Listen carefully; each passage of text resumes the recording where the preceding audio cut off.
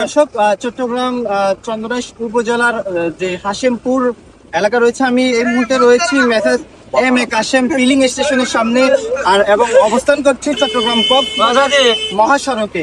দর্শক, এই টানা 4 দিন ধরে আজকে ভারী বর্ষণের ফলে কিন্তু ওজন থেকে নেমে আসা ফলে এবং কাল সকালে কিন্তু কাল রাতের দিকে কিন্তু সাঙ্গু নদীর পানি বিপদসীমা অতিক্রম করে প্রবাহিত হয়ে বিভিন্ন লোকালয়ে প্রবেশ করেছে এবং ইতিমধ্যে কিন্তু বেশ কিছু অঞ্চল পানি নিচে তলিয়ে গিয়েছে বলে জানতে পেরেছি। এছাড়া আমি যে মহাসড়কে দাঁড়িয়েছি, এটি হচ্ছে চট্টগ্রাম কক্সবাজার ব্যস্ততম মহাসড়ক।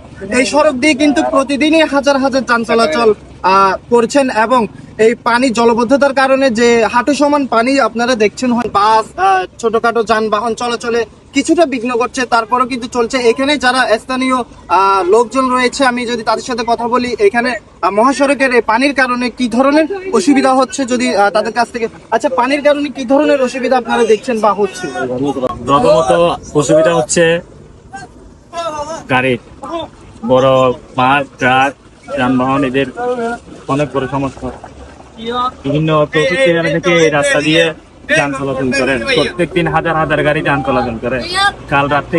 কাল সারাদিন থেকে আজ সারাদিন পর্যন্ত এখনো অনেক গাড়ি এখানে আছে।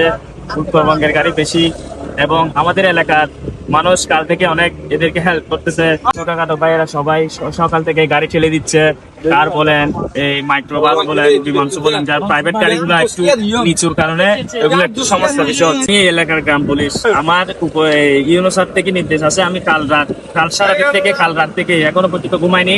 কাল রাত থেকে আমি ডিউটি করতেছি, অন ডিউটি। এরপরে ইউনো স্যার বলছিল যে কোনো সমস্যা হলে সরাসরি উপজেলা প্রশাসনিক কর্মকর্তাকে জানানো, অফিসারকে জানানো। মহাসড়কে কিন্তু আপনারা দেখছেন যে আমার পেছনে জাল দিয়ে উৎসব মুখর পরিবেশে কিন্তু মাছ ধরছেন বিভিন্ন জায়গা থেকে আগত লোকজন এবং মাছ কিন্তু তারা পাচ্ছেন। আমরা দেখেছি যে মহাসড়ক থেকে জাল মেরেও মাছ পেয়েছেন। সর্বশেষ পরিস্থিতি জানাচ্ছিলাম। ইয়াসিন ইসলাম, চট্টগ্রাম।